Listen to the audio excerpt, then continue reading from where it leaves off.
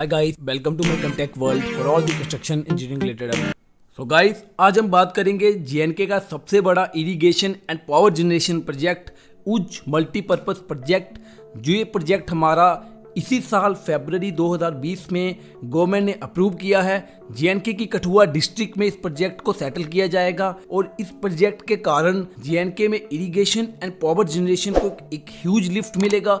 तो इस वीडियो को पूरा देखिए लास्ट तक, और अगर आप चैनल पे नए हो तो चैनल को प्लीज सब्सक्राइब कीजिए और बेल आइकन को जरूर दबाइए। दोस्तों, हमारा जो मल्टीपर्पज प्रोजेक्ट है, इस प्रोजेक्ट की जो लगभग लागत है वो 6000 करोड़ है। और इस प्रोजेक्ट के जो मेन पर्पस है, पहला तो irrigation and second power generation. जो हमारे कठुआ डिस्ट्रिक्ट है, कठुआ डिस्ट्रिक्ट के आसपास के एडजॉइनिंग डिस्ट्रिक्ट में इरिगेशन को इम्प्रूव करना, खासकर कठुआ डिस्ट्रिक्ट के इरिगेशन को इम्प्रूव करना और जेएनके में पावर जनरेशन को इम्प्रूव करना, उसी के बेस पे इस प्रोजेक्ट को कठुआ डिस्ट्रिक्ट में बनाया जा रहा है। और जो हमारे रावी, सतलुज, ब्यास रिवर है, इनका अनरिस्ट्रिक्टेड यूज बढ़ाने के लिए दोस्तों इस उज मल्टीपर्पज प्रोजेक्ट को समझने के लिए हमें पहले ये समझना होगा कि क्यों हम चेनाब, झेलम और हमारी इंडस जो रिवर है, हम इसका पानी नहीं यूज कर सकते। जेएनके में ये निकलते हुए जहां से पास कर रहे हैं तब भी हम इन रिवर्स का पानी यूज नहीं कर सकते। इससे पहले मैं आपको इंडस वाटर ट्रीटी समझाना चाहता हूँ, फिर हम इस प्रोजेक्ट को डिटेल में समझेंगे। तो दोस्तों, अब हम चलते हैं 1960 में और बात करते हैं इंडस वाटर ट्रीटी की। 1960 में इंडिया और पाकिस्तान के बीच में एक एग्रीमेंट हुआ था, कॉमन एग्रीमेंट हुआ था।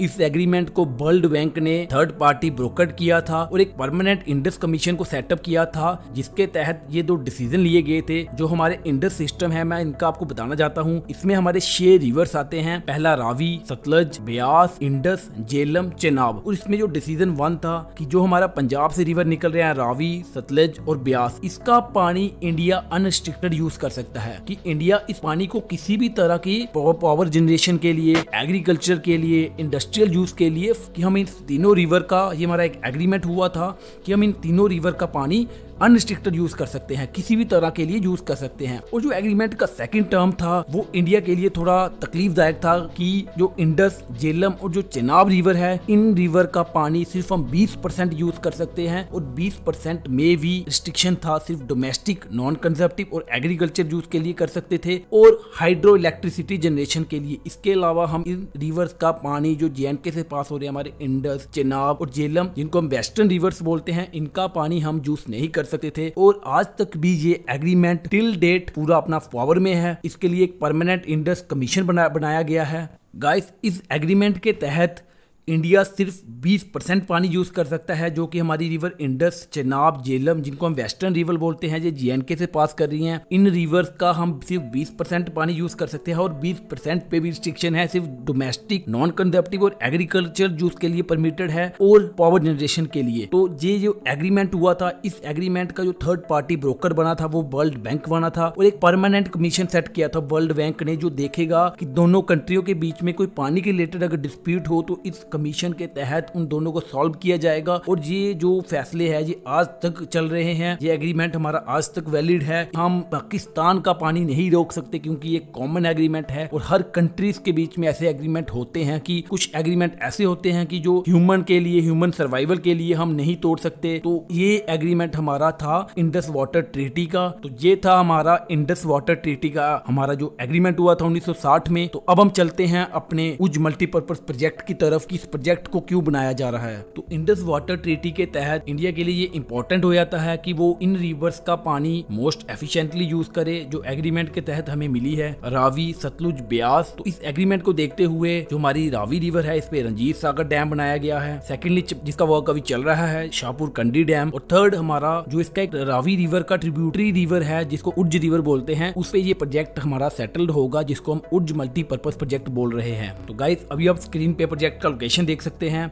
कठुआ के बिलावर तहसील में इस प्रोजेक्ट को एलोकेट किया गया है। तो आप स्क्रीन पे आपको ये प्रोजेक्ट की लोकेशन दिख रही है, आप इसको ध्यान से देख सकते हैं।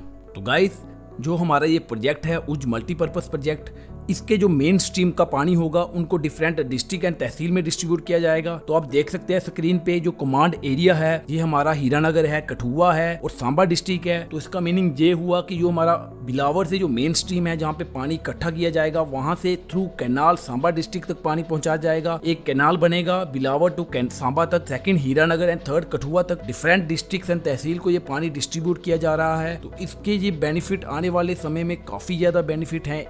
अब हम इस प्रोजेक्ट के बेनिफिट्स के बारे में बात करेंगे। सबसे बड़ा जो बेनिफिट है वो हमारा पावर जनरेशन का है। यूटी को, जो हमारे जीएनके को पावर जनरेशन से और ज्यादा बेनिफिट मिलेगा। सेंट्रल गवर्नमेंट को इनकम सोर्स बढ़ेगा पावर जनरेशन से, तो ये सबसे बड़ा बेनिफिट है। सेकेंडली जो बेनिफिट है, जैसे ये कनाल होंगे, जो कनाल हमारे पास मेन स्ट्रीम से जो कनाल बनाए जाएंगे एक सांबा डिस्ट्रिक्ट तक बनाया जाएगा, सेकेंडली कठुआ, और थर्ड जो हमारा हीरानगर तहसील तक ये कैनाल्स बनाए जाएंगे। इन कैनाल्स के जो एडजॉइनिंग रीजन होंगे वहां पे एग्रीकल्चर बढ़ेगा। हमारे लैंड काफी फर्टाइल हैं but due to lack of water हमारे एग्रीकल्चर थोड़ा कम हो चुका है। अपर साइड एरिया में जो हमारा कठुआ सांबा रीजन है, इस रीजन में हमारा एग्रीकल्चर काफी कम हो चुका है। तो वाटर की प्रॉपर सप्लाई से एग्रीकल्चर काफी बूस्ट होगा। थर्डली अब बिजनेस की बात करते हैं तो फिशरी इंडस्ट्री, जो हमारे फिशरी पॉन्ड होते हैं वो आप काम, फिशरी इंडस्ट्री का काम काफी बढ़ेगा। फिशरी पॉन्ड्स को वाटर सप्लाई प्रॉपर मिलेगी। थर्ड हम बात करेंगे इंडस्ट्रियल के लिए, इंडस्ट्रीज यूज के लिए वाटर काफी सप्लाई बढ़ेगी। जैसे सांबा में सिडको एरिया है, इंडस्ट्रियल एरिया है, तो उसके लिए वाटर सप्लाई काफी इंप्रूव होगी। थर्ड जो इंफ्रास्ट्रक्चर इंप्रूवमेंट है हमारी, के लिए वाटर हमें चाहिए होता है, तो उसके लिए ये वाटर हमें काफी एडिक्वेट अमाउंट में प्रोवाइड होगा। तो दोस्तों ये था इस प्रोजेक्ट के बारे में। अगर आपको मेरी वीडियो अच्छी लगी तो जरूर शेयर कीजिए और कमेंट करके बताइए, और चैनल को अगर आपने सब्सक्राइब नहीं किया